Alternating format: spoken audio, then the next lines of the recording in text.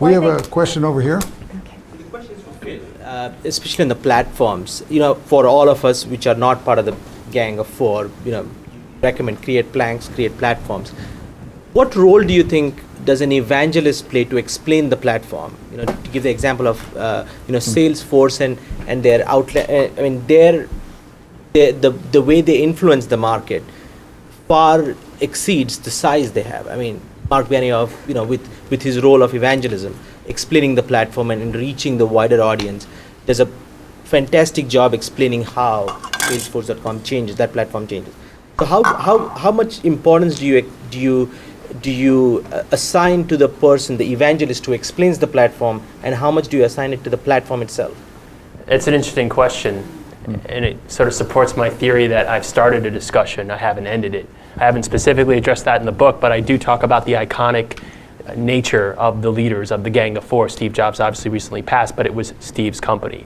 Mark Zuckerberg is singularly identified with Facebook, ditto Larry and Sergey with Google, and Jeff Bezos with Amazon. So if those people leave, what happens to the platform? I'm hard pressed, and there definitely are emerging platforms out there. I think it's no coincidence that Benioff is the face of Salesforce.com. For better or worse, that makes him the target if you're Larry Ellison, but it also, okay, I know Salesforce, that's Mark Benioff, right?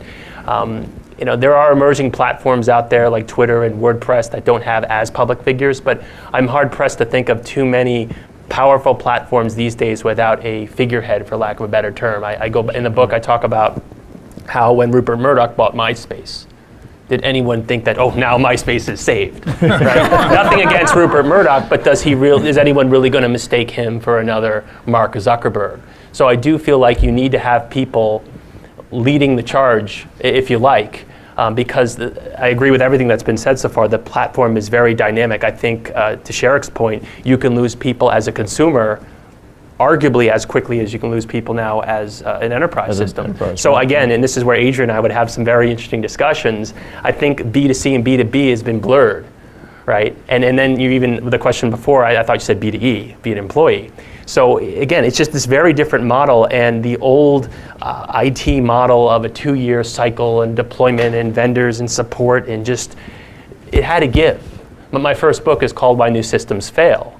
And I worked on these projects, and I joke with people that I had to write this book because if I didn't in 2008, I would have needed to see a shrink.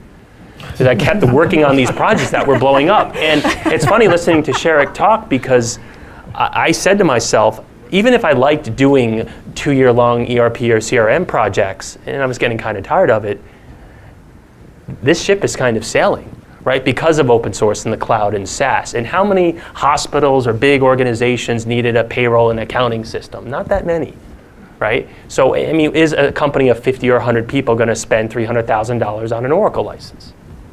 They'd be insane, right? So things have gotten a lot cheaper and faster, but I think it doesn't hurt if you have someone out there who's widely considered to be very dynamic. I don't know if it's necessarily a requirement, because everyone can talk about the benefits of the community and the ecosystem, but who is sort of, I don't want to say control, because I don't think it's necessarily a linear relationship, but I think it does help if you have someone who is very identifiable. And if you look at the Gang of Four, you have some pretty iconic leaders.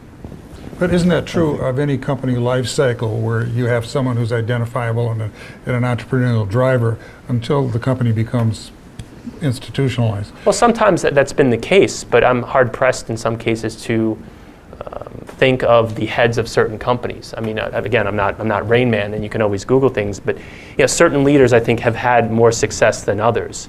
And I think that there are challenges today. It is a new skill set. There's a reason, just looking at Google for a moment, they're not afraid to fail. And I think that's built into Larry and Sergey's, and to some extent Eric Schmidt's DNA. A different kind of leader, I would argue, would not have made that company as successful. Conversely, a different kind of company with a different kind of problem like HP or Yahoo, I don't think that putting Larry and Sergey in charge would all of a sudden turn them around in either.